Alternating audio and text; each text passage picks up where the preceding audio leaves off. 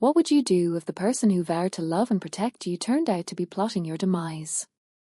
Imagine sitting across from your spouse at a candlelit dinner, savoring what you think is a rare vintage wine, only to realize too late that it's laced with poison. This isn't just fiction. It's the harrowing true story of betrayal, greed, and survival. As secrets unravel and lies crumble, one woman must outwit her husband's deadly scheme before she becomes his next victim. Can she uncover the truth in time, or will his plan succeed? The stakes are life and death, and nothing is as it seems. The sun dipped below the horizon, casting a golden hue over the sprawling cityscape of Portland. From her penthouse apartment on the 23rd floor, Tracy Harper gazed out at the skyline, her mind heavy with thoughts she couldn't quite articulate. It wasn't just the view that weighed on her, it was everything else. Her life had become a tangled web of contradictions: success and loneliness, love and resentment, trust and betrayal. And at the center of it all stood Charles, her husband, the man who had once been her greatest supporter but now felt like a stranger living under the same roof. Their marriage hadn't always been this way. Once upon a time, they were inseparable, two souls bound by shared dreams and ambitions. But somewhere along the way, those dreams had diverged. Tracy's career in marketing had taken off like wildfire, propelling her into boardrooms filled with high-stakes decisions and lucrative deals. She loved what she did, not just for the financial rewards but for the sense of purpose it gave her. Every campaign she launched, every client she impressed, every accolade she earned solidified her place in a competitive world. Yet, as her professional life flourished, cracks began to form in her personal one. At first, the signs were subtle: a missed dinner here, an unspoken disagreement there. Small things that could easily be dismissed as the natural ebb and flow of married life. But then came the comments. At first innocuous, almost imperceptible, they grew sharper over time. "Must be nice to have everything handed to you," a Charles would mutter when she announced yet another promotion. Or, some people are just lucky," he'd say with a sardonic edge after she received a bonus large enough to cover their mortgage for 6 months. Each remark stung like a paper cut, small and insignificant on its own, but collectively, they left deep emotional scars. Tracy tried to ignore them, brushing them off as stress or frustration. After all, Charles worked in finance, a field notoriously unforgiving to those who didn't climb quickly enough. His career wasn't failing per se, but it certainly wasn't thriving either. While Tracy soared higher each year, Charles seemed stuck in neutral, his ambitions thwarted by setbacks both real and imagined. Still, she never imagined his bitterness would fester into something so toxic. One evening, as they sat across from each other at their dining table, the distance between them felt palpable. The silence stretched endlessly, broken only by the occasional clink of silverware against porcelain. Tracy glanced up from her plate, catching Charles staring at her with an unreadable expression. His eyes weren't angry, they were cold, calculating, as if he were sizing her up for something she couldn't yet comprehend. "What?" she asked finally, unable to bear the weight of his gaze any longer. "Nothing," he replied, shrugging nonchalantly. But the tension lingered, wrapping itself around them like a suffocating fog. It was moments like these that made Tracy question whether their marriage could survive. The chasm between them had widened beyond repair, a canyon so vast that no amount of effort seemed capable of bridging it. They slept on opposite sides of the bed now, their bodies inches apart yet miles away emotionally. Conversations dwindled to monosyllabic exchanges about bills and groceries. The intimacy they once shared, the laughter, the stolen kisses, the late-night talks, had vanished, replaced by a sterile coexistence devoid of warmth or connection. And then came the night that changed everything. It started innocently enough. A long day at work had left Tracy exhausted, her mind buzzing with deadlines and presentations. She collapsed onto the couch, scrolling absently through emails on her phone, When Charles walked in wearing a suit that looked slightly wrinkled, his tie loosened around his neck. His demeanor was unusually cheerful, almost forced, as though he were trying too hard to appear relaxed. "I've made reservations for dinner tonight," he said, interrupting her thoughts. "It's a surprise." Tracy raised an eyebrow skeptically. "A surprise? Since when do you do surprises?" He chuckled, though the sound lacked genuine warmth. "Just trust me, okay?" Something about his tone sent a shiver down her spine. There was an intensity in his voice, a calculated precision that didn't match the casualness of his words. For a fleeting moment, she considered questioning him further, but fatigue won out. Nodding reluctantly, she agreed to go along with whatever plan he had concocted. As they drove to the restaurant, Tracy couldn't shake the unease gnawing at her gut. The place Charles had chosen was extravagant, a high-end eatery known for its opulent decor and exclusive clientele. Candles flickered on every table, casting soft shadows across the room. The scent of expensive perfume mingled with the aroma of gourmet dishes wafting from the kitchen. It all felt surreal, like stepping into someone else's world rather than their own. When they were seated, Charles ordered a bottle of wine, insisting she try it because it was a special. As the waiter poured the ruby liquid into her glass, Tracy hesitated. Something about the sweetness of the wine struck her as odd. It slid down her throat too smoothly, leaving behind a warmth that spread unnaturally fast through her chest.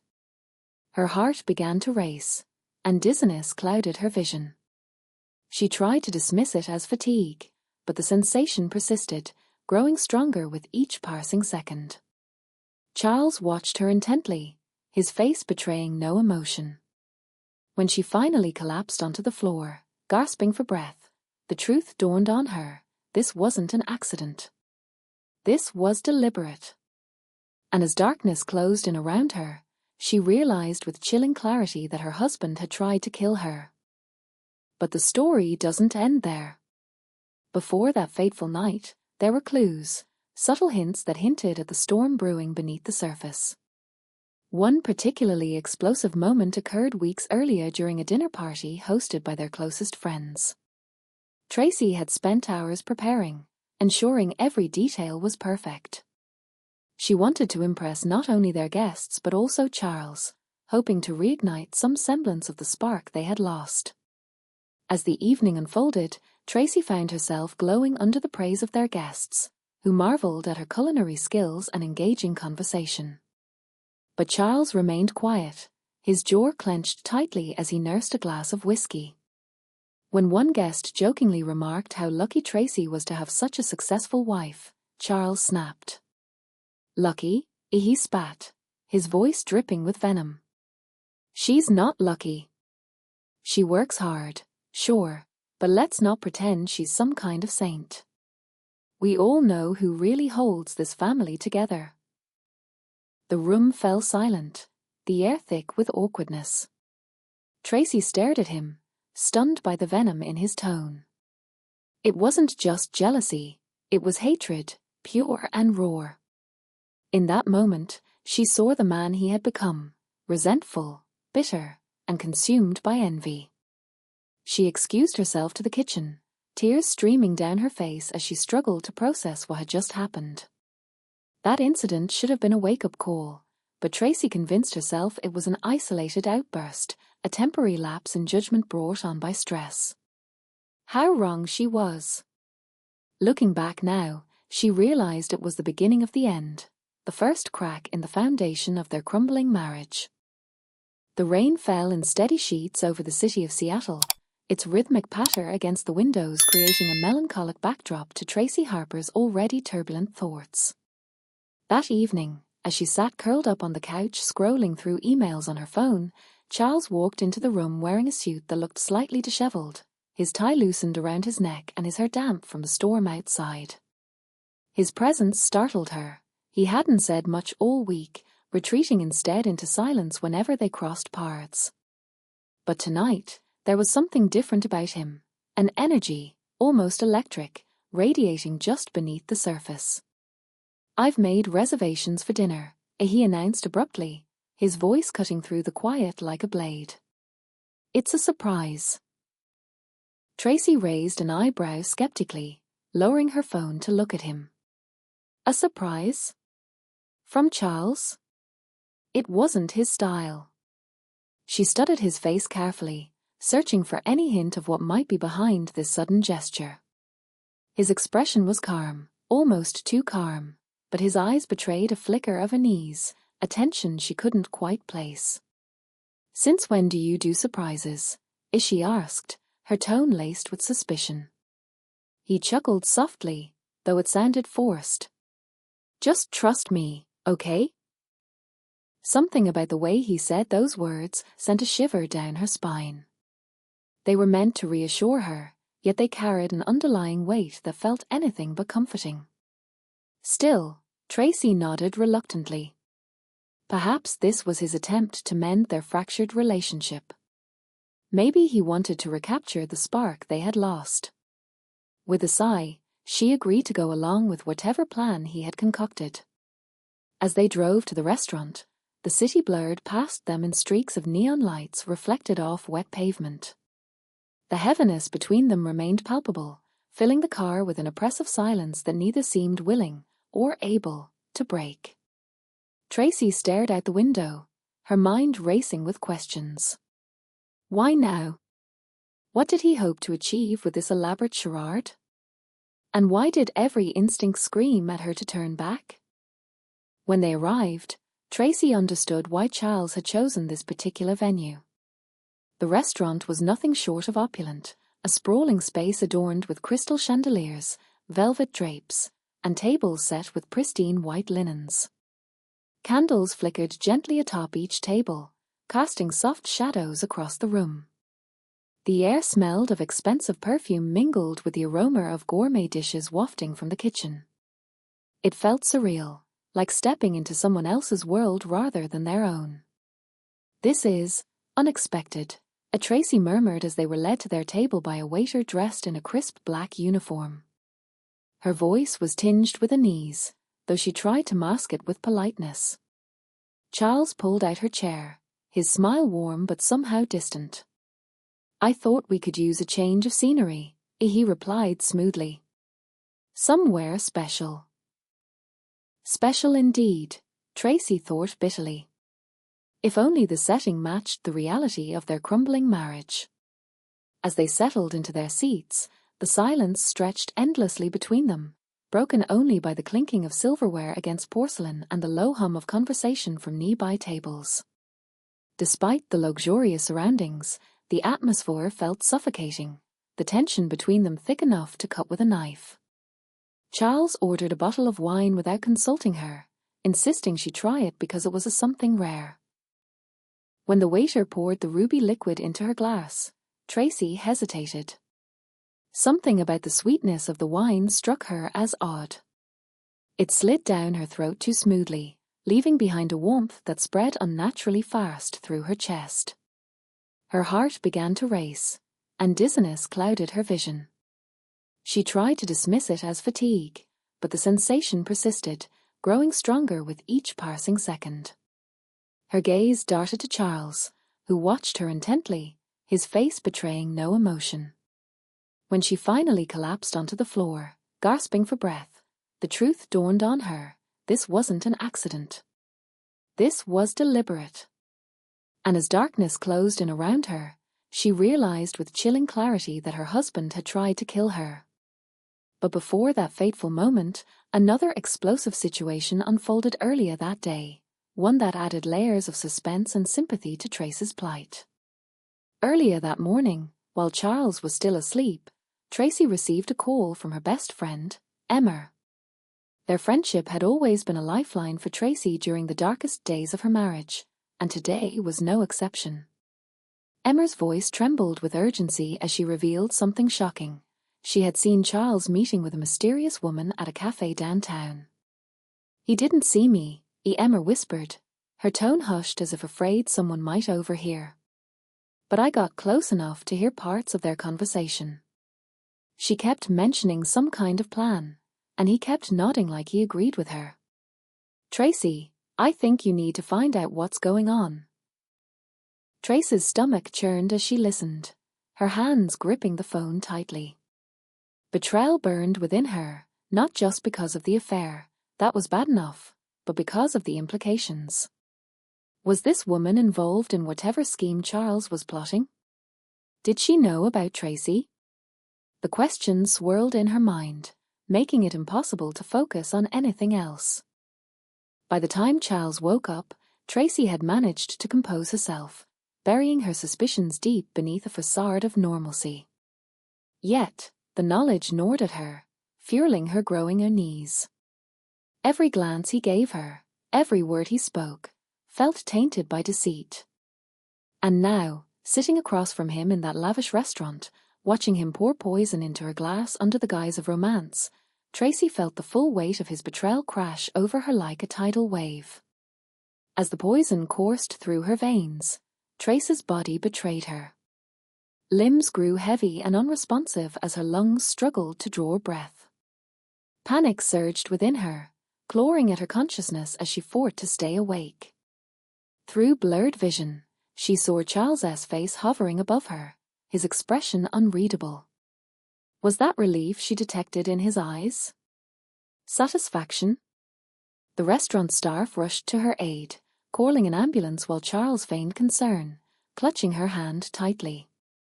His grip was firm, almost possessive, as if ensuring she wouldn't slip away without him noticing. By the time paramedics arrived, Tracy had already slipped into unconsciousness, her last coherent thought a desperate plea for survival. She awoke hours later in a sterile hospital room, the rhythmic beeping of machines echoing in her ears. Her head throbbed painfully, and her mouth tasted metallic, remnants of whatever toxin had invaded her system still lingering in her bloodstream. As her senses slowly returned, she became aware of Charles sitting beside her, his hand resting lightly on hers. His voice broke the silence, smooth and steady, laced with false concern. "You're awake," he said, leaning closer. "You scared me back there." Tracy blinked, forcing herself to focus on his face. Beneath the mask of worry, she detected a flicker of something darker, anxiety, perhaps, or guilt. She played along, pretending to be disoriented, her voice weak and trembling. "What happened?" she asked, letting confusion color her tone. "The doctors think it was just a bad reaction to the wine," Charles replied, his words carefully measured. "Nothing serious, I promise." But Tracy knew better. The memory of the wine's unnatural sweetness haunted her, along with the image of Charles's satisfied smirk as she fell ill. She squeezed his hand gently, masking her suspicion behind a facade of vulnerability. Inside, however, her mind raced. If this was indeed an attempted murder, why had he done it? What motive could drive him to such extremes? To buy herself time, Tracy pretended to accept his explanation, nodding weakly as tears welled in her eyes. She needed him to believe she was still the same woman he thought he controlled, the fragile, trusting wife who would never question his intentions. Only then could she uncover the truth. Later that night, as Charles left the room briefly to speak with the doctor, Tracy seized the opportunity to gather information. Using her phone, she discreetly recorded snippets of their conversation outside the door. Though fragmented, the exchange revealed enough to confirm her suspicions. The medical team had identified traces of an unknown substance in her system, ruling out an allergic reaction. Someone had poisoned her deliberately. Her resolve hardened. Whatever Charles's plan was, she wouldn't let him succeed. For now, she would play the victim, biding her time until she could strike back. But one thing was certain, her marriage was far beyond repair. This betrayal ran deeper than any argument or resentment ever could. It was a calculated act of malice, and Tracy vowed to expose it. Returning to bed before Charles came back, Tracy tucked the knowledge away, determined to gather more evidence. Over the next few days, she played the role of the fragile, confused wife perfectly, allowing Charles to believe she suspected nothing. Meanwhile, her mind worked tirelessly, piecing together the puzzle. One explosive moment occurred during her recovery when Tracy received a visit from her best friend, Emma. Sitting beside her in the hospital room, Emma's expression grew increasingly troubled as Tracy recounted the events leading up to her collapse. When Tracy mentioned the lavish dinner and the strange taste of the wine, Emma's eyes widened in alarm. "Tracy," Emma whispered urgently, glancing around to ensure no one was listening. "Do you remember that woman I told you about, the one I saw meeting with Charles at the cafe?" Tracy froze, her breath catching in her throat. "What about her?" Emma hesitated, then leaned closer. "I did some digging. She works for an insurance company. And guess what? A few weeks ago, Charles took out a massive policy on *U*. He's the beneficiary." The revelation hit Tracy like a freight train. Her stomach churned as the pieces fell into place. The elaborate dinner, the poisoned wine, the satisfied smirk, it all made sense now. Charles hadn't just wanted to hurt her, he had planned to kill her for the money. Tears welled in Tracy's eyes, but they weren't tears of fear, they were tears of anger. How could she have been so blind? How could she have trusted him? But beneath the fury simmered a newfound determination. Charles thought he had won, but he had underestimated her. Now, armed with this knowledge, Tracy vowed to turn the tables. Once discharged from the hospital, Tracy returned home, her mind sharper than ever. Though physically weakened, she felt a surge of clarity, a resolve to expose Charles for the monster he truly was. Knowing she needed concrete evidence, she waited until he left for work before sneaking into his study. Her fingers hovered over the keyboard as she accessed their shared bank account. Scrolling through recent transactions, her blood ran cold when she discovered a large payment made to an insurance company. Clicking on the details, she confirmed Emma's suspicions. Charles had taken out $1 million life insurance policy in her name, with himself as the sole beneficiary. The discovery filled her with both rage and sorrow. Their marriage, which had once been built on love and trust, had devolved into a twisted game of manipulation and greed.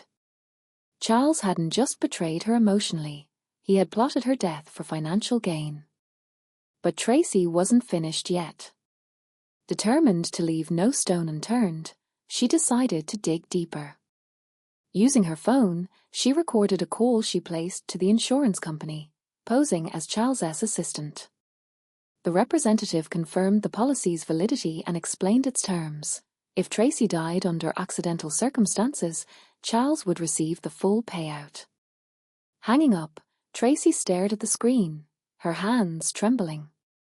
The weight of the situation pressed down on her, but she refused to crumble. She now had irrefutable proof of Charles's plan. All that remained was to gather the final piece of evidence, the smoking gun that would seal his fate. That night, as Charles prepared to leave for one of his frequent business meetings, Tracy set a trap. Pretending to sleep, she left her phone recording on the nightstand, hidden beneath a stack of papers. Hours later, she listened to the playback, her heart pounding as Charles's voice filled the room. "She should have been dead by now," he muttered angrily into the phone. "I don't care how you do it, but finish this. The payout is mine, no matter what." Tracy's breath hitched as she replayed the recording. This was it, the undeniable proof she needed. With the toxicology report, the insurance details, and the audio file in hand, she crafted an anonymous message to the police. Attaching the evidence, she sent it off, knowing it was only a matter of time before justice caught up with Charles. As she sat in the dark, waiting for the investigation to unfold, Tracy felt a strange sense of calm wash over her. The man who had tried to destroy her was about to face the consequences of his actions. and for the first time in months, she allowed herself to envision a future free from fear, a future where she could reclaim her life and write her own story. The days following Tracy Harper's decision to expose her husband were a delicate balancing act, a high-stakes game of deception and survival. As she sat in their upscale Seattle apartment, staring out at the rain-soaked streets below, Tracy felt the weight of her dual life pressing down on her. On one hand, she was the woman who had uncovered her husband's sinister plan to murder her for insurance money. On the other, she was still playing the role of the fragile, unsuspecting wife he believed her to be. It was an exhausting charade, but it was also her only chance to ensure justice would prevail. Charles hadn't suspected a thing, not yet, at least. He walked through the door every evening with his usual air of practiced calm, though Tracy could see cracks forming beneath his polished exterior. His eyes darted more frequently now, scanning the room as if searching for something amiss.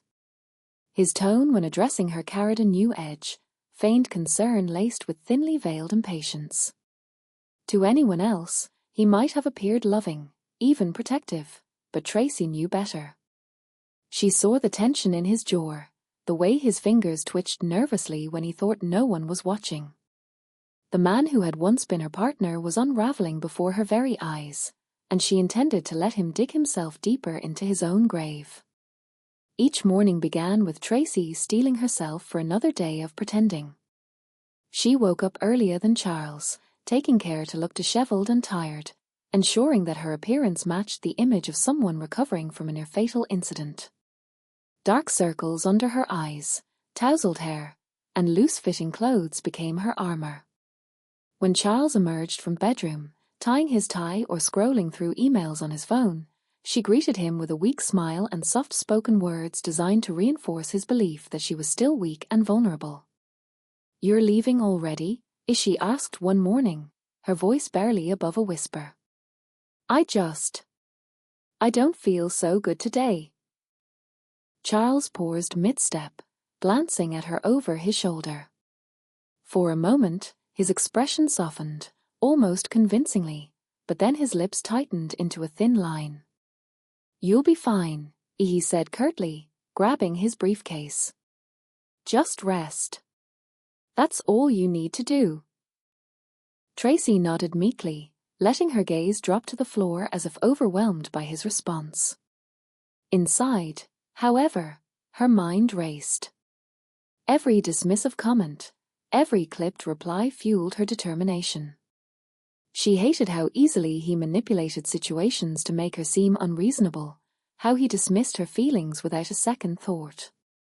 But she swallowed her anger, knowing that revealing even a sliver of defiance could jeopardize everything she had worked for. As the days passed, Charles grew increasingly impatient. He began dropping subtle hints about her health, planting seeds of doubt in case anyone questioned why she wasn't improving. One evening, while sipping coffee in the kitchen, he remarked casually, "And maybe you should see a specialist. You've been acting strange ever since the hospital." Tracy froze, her cup halfway to her lips. Strange? What exactly did he mean by that? Was he testing her? Or worse, was he planning something? "I'm just tired," as she replied softly, lowering her eyes. "It takes time to recover, doesn't it?" He shrugged, his attention shifting back to his phone. "If you say so." But Tracy didn't miss the flicker of frustration in his eyes.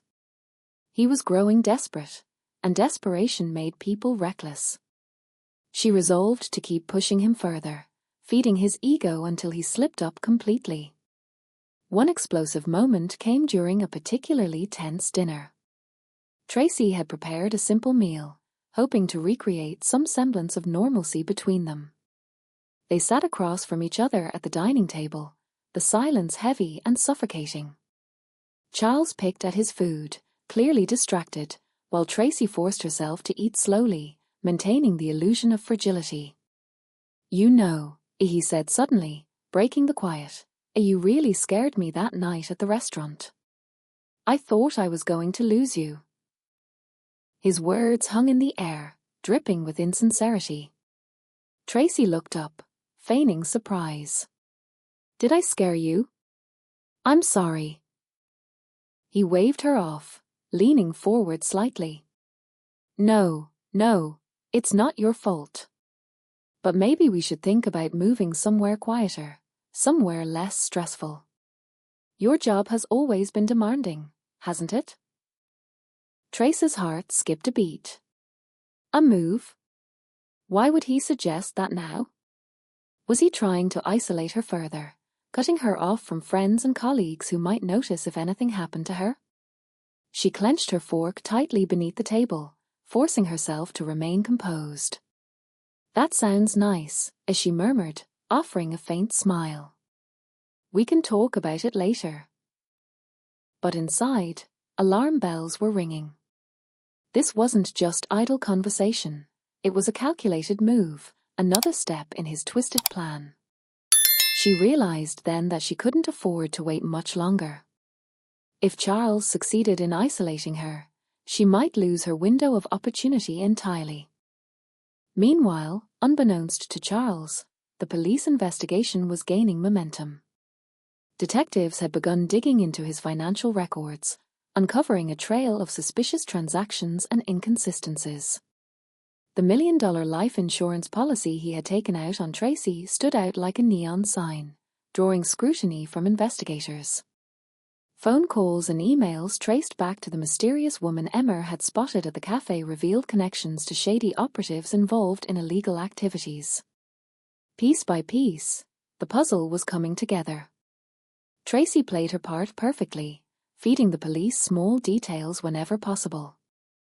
During one phone call with Detective Harris, she mentioned how Charles often complained about feeling overshadowed by her success. Another time, she casually noted his habit of making late-night calls from the study, ensuring the officers focused their efforts on gathering audio evidence. Each tidbit added fuel to the fire, tightening the net around him. Yet, as the investigation progressed, Tracy couldn't shake the feeling that Charles was onto something. His behavior grew erratic, bordering on paranoid. He started locking his office door, which he had never done before, and double-checking his phone for messages. One night, as Tracy pretended to sleep, she heard him muttering angrily on the phone in the hallway. "She should have been dead by now," he hissed, his voice low but venomous. "How hard is it to finish this? Do you understand what's at stake here?" Trace's blood ran cold. Her heart pounded in her chest as she lay perfectly still, pretending to be asleep.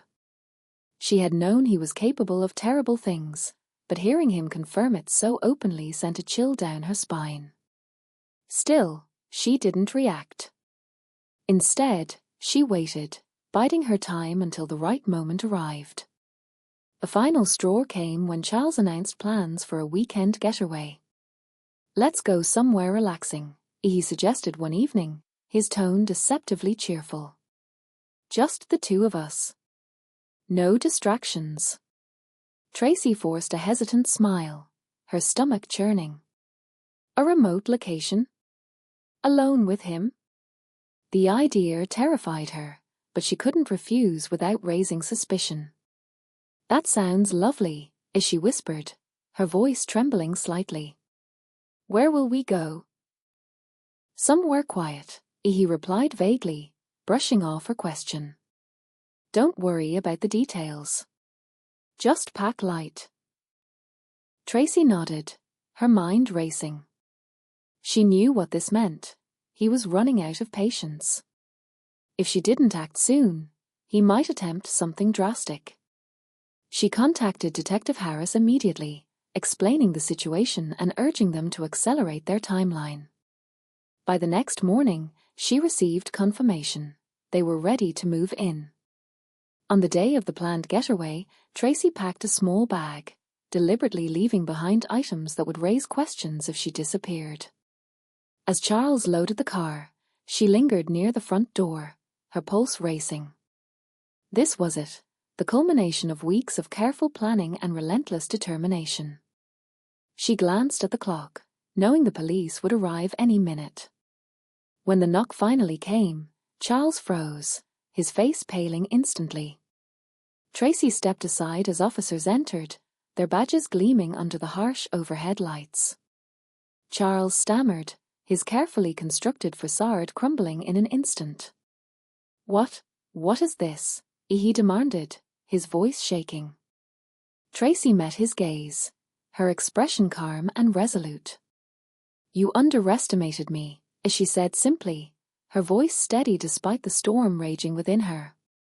As the officers cuffed him and read him his rights, Charles's pleas filled the air, but Tracy didn't flinch. She watched silently, her heart strangely calm as the man who had once controlled her life was led away. No, this can't be happening," he shouted, his voice rising in desperation. "Tracy, tell them this is a misunderstanding. You know I'd never hurt you." She didn't flinch. Instead, she rose slowly from the couch, her movements deliberate and measured. She stepped closer, her eyes locked onto his. His expression shifted from anger to panic, then to something darker, pleading. "Please," he begged, his voice cracking. "You have to understand. I didn't mean to hurt you.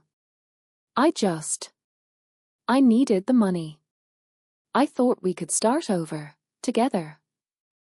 Trace's stomach churned at the audacity of his words. Start over? Together? After everything he had done? She wanted to scream at him, to make him see the depth of his betrayal, but she held her tongue. Words wouldn't undo what he had tried to do. Instead, she let her silence speak for itself, a final rejection of the lies he had built their marriage upon. One explosive moment came as the officers prepared to lead Charles out of the house. Just as they reached the doorway, he broke free momentarily, lunging toward Tracy with a desperate cry. "Wait! Please, just listen to me," he shouted, tears streaming down his face. "I love you. I always loved you." The officers quickly subdued him, dragging him back toward the car, but not before Tracy caught sight of the raw emotion in his eyes. It wasn't love, it was regret. Regret for getting caught, for failing to execute his plan, for losing everything he had schemed to gain. In that fleeting moment, she saw the truth. Charles had never truly seen her as a person. To him, she had been nothing more than a means to an end, a pawn in his game of greed and deceit. As the police car pulled away, its sirens wailing into the night, Tracy stood rooted to the spot, watching until the red and blue lights disappeared into the distance. The weight of everything she had endured, the poisoning, the betrayal, the sleepless nights spent gathering evidence, began to lift off her shoulders. For the first time in months, she felt truly free. But freedom didn't come without scars. As she stepped back inside, closing the door behind her, memories of the past few weeks flooded her mind. She thought about the lavish dinner where he had served her poisoned wine, the satisfied smirk on his face as she collapsed. She remembered the hospital room, the cold sterility of it, and the realization that the man she had once loved had tried to kill her. And now, standing alone in the house they had shared, she couldn't help but wonder if she would ever truly escape the shadow of his betrayal. Still, there was no denying the sense of closure washing over her. Charles had underestimated her strength, her intelligence, her determination. He had assumed she was weak, easily controlled, disposable. But he had been wrong. Dead wrong. And now, as the authorities took him away to face the consequences of his actions, she knew she had won. Later that night, as the city slept beneath a blanket of rain, Tracy sat at the kitchen table, staring at the life insurance policy she had retrieved earlier that day. It was hers now, a testament to her survival, her resilience. Where Charles had seen it as a tool for destruction, she saw opportunity. She would use it to rebuild her life, to create something new, something entirely her own. Her phone buzzed on the table, pulling her from her thoughts. It was Detective Harris, calling to update her on the investigation. "We've already started reviewing the financial records," he explained, his tone professional yet reassuring. "There's enough evidence to charge him with attempted murder, insurance fraud, and poisoning. He's not going anywhere anytime soon." Tracy nodded, though he couldn't see her. "Thank you," as she said softly. "For everything." Harris paused for a moment before responding. "You did the hard part, Ms. Harper. You stayed strong when most people would have given up. Don't forget that." His words lingered in her mind long after the call ended. Staying strong, that was exactly what she had done. Through every twist and turn, every lie and betrayal, she had refused to let Charles win. And now, as she stared out the window at the rain-soaked streets below, she realized something profound. This wasn't just the end of her marriage. It was the beginning of her second chance. The next morning, Tracy woke up to sunlight streaming through the windows, the storm having passed during the night.